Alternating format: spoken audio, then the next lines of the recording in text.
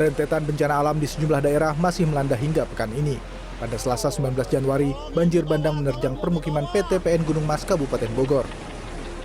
Banjir disebabkan intensitas hujan tinggi dan mengakibatkan longsor dengan skala kecil. 3 rumah dan 1 unit warung rusak berat dan 637 orang mengungsi. Menurut laporan, tidak ada korban jiwa dalam peristiwa ini. 11 dari 13 kabupaten dan kota di Kalimantan Selatan masih terendam banjir. Bencana ini tercatat sebagai bencana terbesar dalam 50 tahun terakhir di Kalimantan Selatan.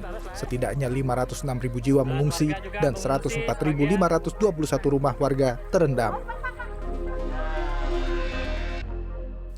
Dalam kunjungannya ke Kalimantan Selatan pada 18 Januari lalu, Presiden Joko Widodo menyatakan tingginya intensitas hujan selama berhari-hari menjadi penyebab Sungai Barito meluap.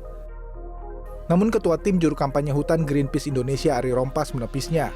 Menurutnya banjir disebabkan daerah tutupan hutan yang berkurang drastis, dampak dari pembukaan lahan perkebunan kelapa sawit. Gempa besar kembali mengguncang timur Indonesia. Gempa magnitudo 7 mengguncang laut tapal batas Indonesia Filipina di Sulawesi Utara pada Kamis malam 21 Januari waktu Indonesia Tengah. Guncangan gempa terasa di Kabupaten Kepulauan Talaut. Selang sehari, gempa kembali mengguncang Kepulauan Talaut dengan magnitudo 5,1. BMKG menyatakan gempa tidak berpotensi tsunami, namun gempa mengakibatkan sejumlah rumah rusak dengan kategori ringan dan sedang. Dalam sepekan ini telah terjadi 42 gempa di Kabupaten Mamuju dan Majene.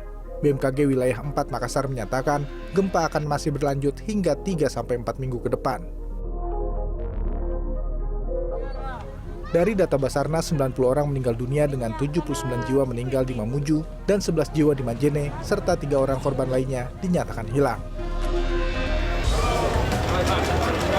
Calon tunggal Kapolri Komjen Pol Listio Sigit Prabowo telah melalui uji kelayakan dan uji kepatutan atau fit and proper test pada Rabu 20 Januari 2021 di Gedung DPR.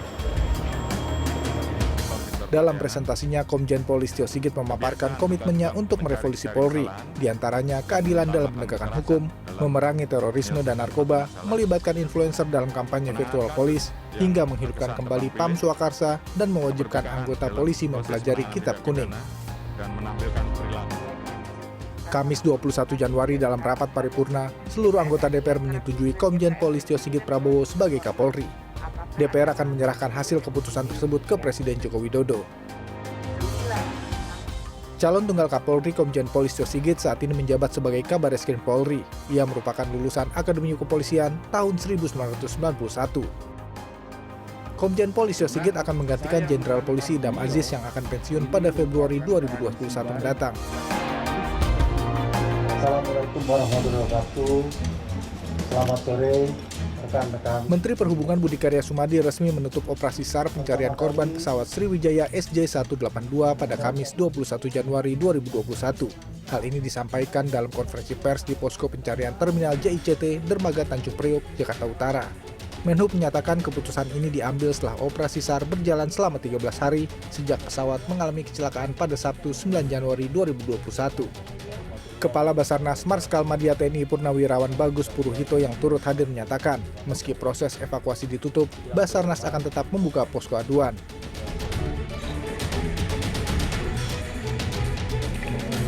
Basarnas juga akan tetap melakukan pencarian kokpit voice recorder atau CVR, yakni bagian dari black box yang masih hilang untuk mengetahui pasti penyebab jatuhnya pesawat. Namun pencarian CVR di lapangan akan dikomandoi oleh Komite Nasional Keselamatan Transportasi atau KNKT. Bagus menjelaskan, keputusan yang diambil sudah melalui beberapa pertimbangan, seperti pertimbangan teknis, hasil temuan bagian tubuh korban, pertemuan dengan pihak keluarga korban, serta masukan dari berbagai unsur di lapangan. Pada hari terakhir pencarian Kamis lalu, TNI Angkatan Laut menyerahkan 3 kantong berisi serpihan kecil pesawat Sriwijaya Air SJ182 PKCLC kepada Badan SAR Nasional. Selama proses pencarian, tim SAR menemukan 324 kantong jenazah berisi bagian tubuh, 64 kantong serpihan kecil pesawat, dan 54 bagian besar pesawat. Adapun sebanyak 43 korban telah berhasil diidentifikasi. Tim evakuasi juga menggelar upacara tabur bunga bersama keluarga dan kerabat korban dari atas KRI Semarang di lokasi jatuhnya pesawat sebagai penghormatan terakhir bagi para korban. I, Joseph Robinette Biden Jr. do solemnly swear that I will faithfully Amerika Serikat kembali memiliki presiden dan wakil presiden baru saat Joe Biden resmi menjabat presiden ke-46 Amerika Serikat 20 Januari 2021. Joe Biden disumpah oleh Ketua Mahkamah Agung John Roberts di Capitol Hill, Washington DC. Sementara Kamala Harris disumpah sebagai wakil presiden oleh Hakim Agung Sonia Sotomayor. the right to dissent peaceably within the guardrails of our republic. Dalam pidato pertamanya sebagai presiden, Biden mengingatkan pentingnya persatuan. Ia juga berjanji menjadi presiden bagi semua warga Amerika. Di hari pertamanya, Biden juga menandatangani perintah eksekutif yang meliputi pengetatan protokol kesehatan, wajib masker, jaga jarak, dan mencapai target 100 juta vaksinasi dalam 100 hari ia menjabat. Biden juga membatalkan sejumlah kebijakan yang dibuat oleh presiden sebelumnya Donald Trump. Di antaranya menghentikan pembangunan tembok perbatasan dengan Meksiko, serta izin pembangunan saluran pipa XL Keystone yang menyalurkan minyak dari Kanada ke Texas. Pelantikan Biden-Harris tidak dihadiri oleh Donald Trump. Sebelumnya, Presiden ke-45 Amerika tersebut meninggalkan Gedung Putih menuju Florida. Di hadapan pendukungnya, Trump sempat mengucapkan rasa bangga dan hormat kepada warga Amerika yang sudah mendukungnya selama 4 tahun. Trump pun mendoakan kesuksesan bagi pemerintahan Biden. Ia yakin kondisi Amerika akan lebih baik karena ia mengklaim sudah memberikan pondasi yang kuat dalam pemerintahan untuk penerusnya.